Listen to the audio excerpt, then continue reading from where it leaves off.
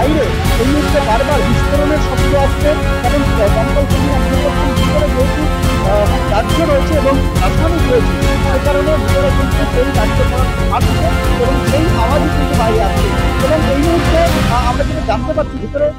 রাবারের একটি গোডাউন রয়েছে, সেই গোডাউনে আগুন ছড়িয়ে পড়েছে বলে মনে করা হচ্ছে। তার ফলেই এই ধরনের এত যে কালো ধোঁয়া এবং বিপদ যে গন্ধ, সেই গন্ধ কিন্তু বেরোচ্ছে। অন্যদিকে অন্য গোডাউনগুলোতে যাতে এই আগুন ছড়িয়ে না পড়ে, তার জন্য কিন্তু দমকল কর্মীরা অন্য দেওয়ালগুলোকে কুল ডাউন করার চেষ্টা করছেন, যাতে বাকি গোডাউনগুলোকে বাঁচানো যায়। যন্ত্রাংশের যে